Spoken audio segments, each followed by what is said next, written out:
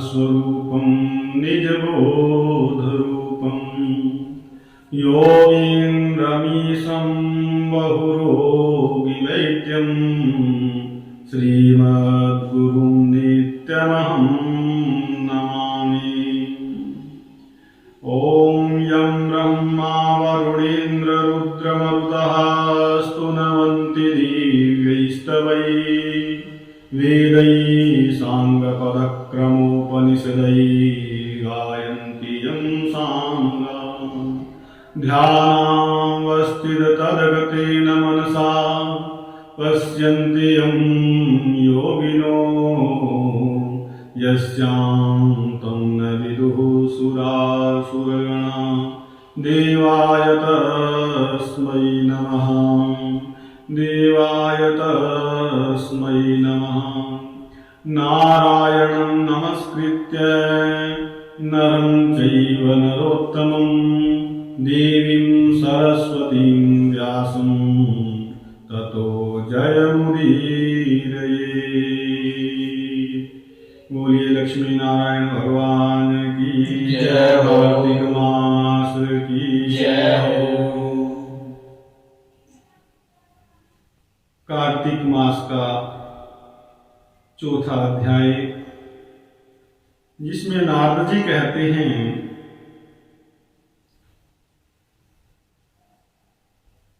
पिछले अध्याय में आपने देखा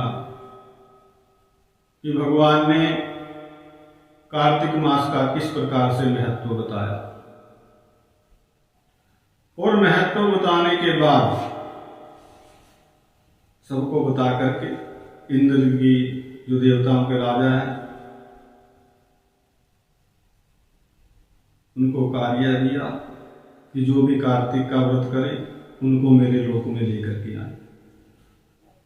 वरुण देवता जी जो हैं उनको भी कहा कि जो कार्तिक का व्रत करते हैं उनको आप पुत्र पौत्र संतति देते रहना।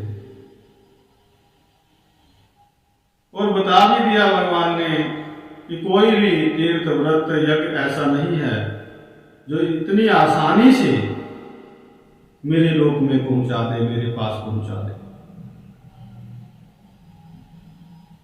कार्तिक जो मास है उसकी तुलना।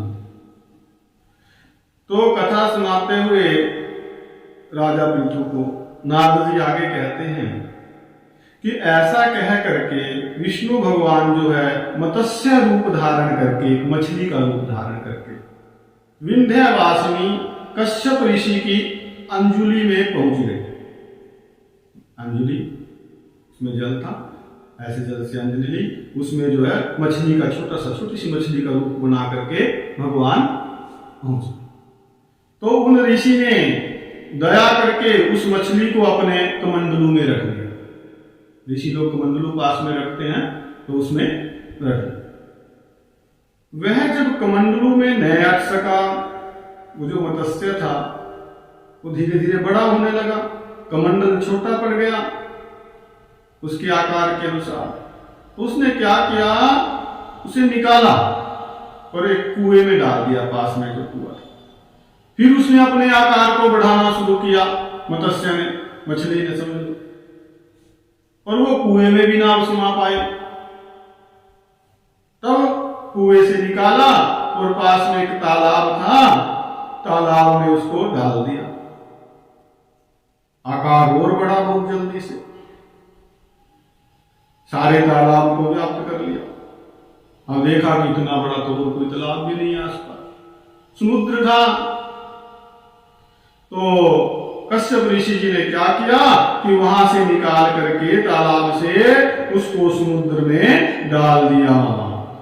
और बस फिर उस नारायण रूपी मत्स्य ने शंखासुर को मार डाला और उस शंख को हाथ में लेकर विष्णु भगवान जी जो है बद्रिकारण्य चले गए। बोल श्री विष्णु भगवान की जय, बद्रीनाथ भगवान की जय हो। और उन्होंने वहां सब मुनियों को बुलाया बद्रीनाथ जी में। बुला करके विष्णु भगवान कहते हैं कि जल के भीतर वेद बिखरे पड़े हैं। मैंने उस राक्षस को तो मार दिया, अब वेदों को शंखासुर ले गया था ना सत्यलोक से, नहीं ले जाने लगा था, लेकिन सब वेद जो है कहां छुप गए थे? समुद्र में छुप गए थे। पिछले अध्याय में आपने सुना। तो भगवान कहते हैं कि मैंने देख लिया है, वो सारे वेद जो हैं बिखरे पड़े हैं समुद्र में। अब जाकर के तुम उनको ढूंढो। किनको आज्ञा दी? मुनियों को आज्ञा दी। ठीक। और बहुत शीघ्र रहस्य समेत उन वेदों को जल के मध्य से बाहर लाओ, जल के अंदर से बाहर लाओ, और तब तक जो है मैं देवताओं समेत प्रयाग में ठहरता हूँ, प्रयागराज जी में ठहरता हूँ। ऐसे कहा भगवान ने कि आनयध्वम त्वरायुक्ता सरहस्यांजलांतरा तावत् प्रयागे तिष्ठामि देवता गण संयुतः।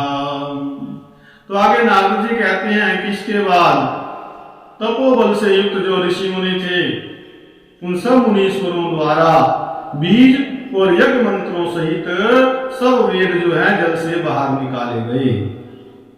तो उनमें जितना भाग जिसने पाया उतना उस नाम से प्रसिद्ध हुआ। वेदों के मंत्र हैं, उनके अलग अलग ऋषि हैं, वो ऋषि इसीलिए अलग अलग हैं कि समुद्र से जो ऋषि जिन मंत्रों को बाहर लेकर के आए थे उन मंत्रों के वो ऋषि बने, वो मुनि।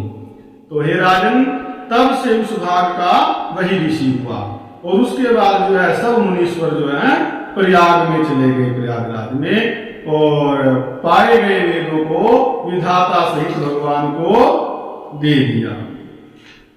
ठीक है जी। इसके बाद जो है संपूर्ण वेदों को पा करके ब्रह्मा जी ने आनंद युक्त होकर के ऋषि गणों के साथ फिर वहां अश्वमेध यज्ञ किया, और यज्ञ के अंत में देवता, गंधर्व, यक्ष, सर्प, गुह्यक ये सब जो है भूमि में दंडवत प्रणाम करके प्रार्थना करने लगे। क्या प्रार्थना किया देवताओं ने? कि देव देव जगन्नाथ विज्ञप्तिं शृणुनः प्रभो हर्ष कालो यस्माकं तस्मात् त्वं वरदो भव। कि हे देवों के देव स्वामी, हमारी प्रार्थना सुनिए, ये हमारे आनंद का समय है, आप वर देने वाले हो। तो इन ब्रह्मा ने नष्ट हुए वेदों को इस स्थान में फिर से पाया है, और हे भगवान, हमने आपके प्रसाद से यज्ञ के भाग पाए हैं। तो इससे हे महाराज, आपके प्रसाद से ये स्थान अर्थात ये प्रयागराज जो है ये पृथ्वी में अति श्रेष्ठ पुण्य को बढ़ाने वाला और भुक्ति एवं मुक्ति देने वाला माना जाए। ये समय भी बड़ा पवित्र हो, ये काल भी महापवित्र है, ब्रह्म हत्या आदि को निवृत्त करने वाला और दान को अक्षय करने वाला हो जाए, यह वर हमें आप दीजिए। तो देवताओं ने प्रार्थना की है, और उनकी प्रार्थना सुन करके भगवान विष्णु कहते हैं कि ये देवताओं, जो तुमने कहा वही मेरा भी मत है, अर्थात ऐसा ही हो, तथास्तु। अर्थात मैंने तुमको वांछित वर दे दिया, जो तुम चाहते हो वैसा ही होगा। क्या होगा? बताया कि ब्रह्म क्षेत्र के नाम से प्रसिद्ध ये स्थान सबको शुभ होगा, और सूर्य वंशोद्भवो राजा गंगा नयिष्यति, और सूर्यस्य कन्यया चात्र कालिंद्या योग मेष्यति। कि सूर्य वंश में उत्पन्न होने वाला राजा भगीरथ यहाँ गंगा लाएंगे, भगीरथ जी होंगे सूर्य वंश में, और वो क्या लेके आएंगे? गंगा जी को इस क्षेत्र में लेके आएंगे। कौन से क्षेत्र में? प्रयागराज जी में। और वहां वह गंगा जो है, यहाँ पर सूर्य की कन्या कालिंदी, कालिंदी नाम यमुना जी का है, सूर्य नारायण की पुत्री है, तो यमुना जी के संयोग को प्राप्त होगी, अर्थात यहाँ पर गंगा यमुना का संगम होगा। और यहाँ ब्रह्मादि तुम सब देवता मेरे पास वास करो। यूयं च सर्वे ब्रह्माद्या निवसन्तु मया सह तीर्थराजेति विख्यातम् तीर्थमेतद् भविष्यति। और कहा कि यह तीर्थराज के नाम से प्रसिद्ध होगा। कौन होगा? हाँ, प्रयागराज को तीर्थराज कहा जाएगा। और भी कहा कि दानम तपो व्रतम होमो जप पूजादिकः क्रिया अनंत फलदः सन्तु मत सानिध्यकरः सदा। कि इस क्षेत्र में किया हुआ दान, तप, व्रत, होम, जप और पूजा आदि जो क्रियाएं हैं वो अनंत फल देने वाली हो जाएंगी और मेरी समीपता प्रदान करने वाली होगी। कहा कि ब्रह्म हत्यादि पापानि बहु जन्म कृतान्यपि दर्शनादस्य तीर्थस्य विनाशं यान्तु तत्क्षणात्। अनेक जन्मों के किए हुए ब्रह्म हत्या आदि, जो ब्रह्म हत्या तो बड़े पापों में आते हैं, तो ब्रह्म हत्या आदि जो बड़े बड़े पाप हैं वे इस तीर्थ के दर्शन से तत्काल नष्ट हो जाएंगे। ऐसा इस तीर्थ का महत्व होगा। और भी बताया भगवान ने कि जो धीर पुरुष मेरी सन्निधि अर्थात मेरे समीप देह छोड़ेंगे तो फिर जन्म नहीं लेने वाले वे मनुष्य मेरे शरीर में प्रवेश करेंगे अर्थात मुक्ति को पा जाएंगे। ठीक है। और जो यहाँ अपने पितरों के निमित्त श्राद्ध करेंगे उनके सब पितृगण जो हैं वो मेरी स्वरूपता को प्राप्त होंगे, उनको भी सारूप्य मुक्ति प्राप्त होगी। तो यह समय जो है मनुष्यों को महापुण्य फल देने वाला होगा।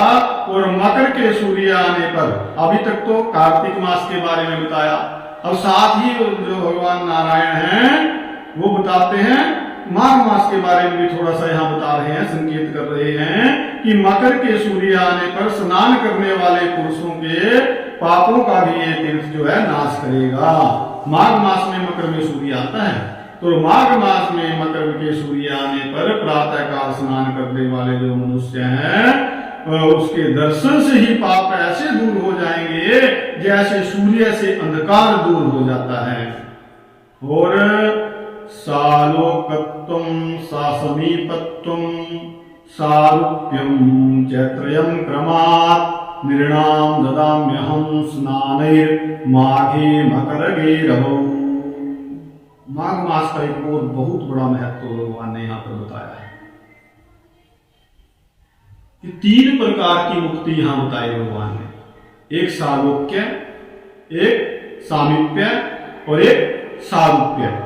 सालोक्य क्या? सालोक्य मुक्ति कि जो पुण्य करे उसको भगवान का लोक मिल जाए, वो वैकुंठ लोक में चला जाए, वहां रहे उनके लोक में जाकर, तो वो भी प्राप्त होगी। और समीपत्व, कुछ लोग ये मुक्ति चाहते हैं सामीप्य मुक्ति कि भगवान के आसपास रहना, उनके पास बन करके। और एक तीसरी मुक्ति बताई सारूप्यम, उसमें भगवान का ही रूप हो जाना, उसी में मिल जाना। तो तीनों प्रकार की मुक्ति बताया है। जो यहाँ पर स्नान करेंगे मकर की संक्रांति में, मकर के सूर्य आने पर इस तीर्थ में स्नान करेंगे तो तीनों प्रकार की मुक्ति उनको क्रम से देता हूं। पहले सालोक्य, फिर सामीप्य और फिर सारूप्य। पहले अपने लोक में उनको बुलाता हूं, वहां वो रहते हैं, और उसके बाद उनको अपने समीप में रखता हूं और फिर उनको अपना ही स्वरूप में दे देता हूं या अपना ही स्वरूप बना लेता हूं। ऐसा भगवान है। और भगवान कहते हैं कि यून यूयम मुनीश्वरः सर्वे श्रीरुद्रम वचनम मम बदरी वन मध्य हम सदा तिष्ठामि सर्वगः। हे मुनीश्वर, तुम सब मेरा वचन सुनो, मैं सर्वव्यापी हूं। ये तो सब जानते हैं कि परमात्मा सर्वव्यापी है, लेकिन फिर भी विशेष रूप से कहा कि बद्री वन मध्य हम सदा तिष्ठामि सर्वगा, कि बद्री वन में मैं हमेशा रहता हूं। अन्यत्र यत्शतैर्वर्षैस्तपसा प्राप्यते फलम तत्र तद्दिवसैकेन भवद्भिः प्राप्यते सदा। स्थान का जिस प्रकार से समय का प्रभाव होता है, इसी प्रकार से स्थान का भी प्रभाव होता है। तो यहाँ उस स्थान का उस समय में जो प्रभाव है वो बता रहे हैं भगवान कि अन्य स्थान में 100 वर्ष जप करने से जो फल प्राप्त होता है, स्थान भेद से जप का फल होता है ना, घर में कितना है उससे 10 गुना कहाँ होगा ना, गौशाला में, तीर्थ पे, मंदिर में, पहाड़ पे, गौशाला में सारा। और भगवान शंकर के पास बताया कि अनंत फल की प्राप्ति होती है।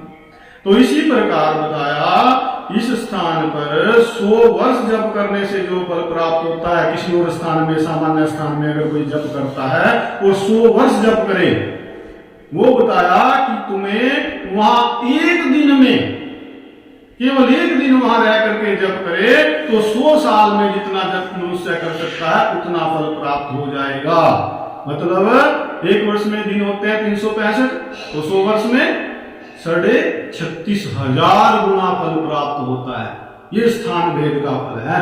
बद्री का वन में यदि बद्रीनाथ जी में जाकर के कोई जप करे तो उसके जप का कितना गुना फल मिलेगा उसको? 36,500 गुना फल। और शंकर भगवान की जय। सूत जी कहते हैं कि और बताया कि ठीक है ये तो है सदा प्राप्त होगा, लेकिन जो श्रेष्ठ उस स्थान का दर्शन करते हैं, जप का तो है 36,500 गुना फल मिल जाएगा, लेकिन केवल जो वहां उस स्थान का दर्शन कर लेते हैं वे जीवन मुक्त हो जाते हैं और कभी उनको पाप नहीं लगता। ये कहां का फल हुआ? बद्री का फल का।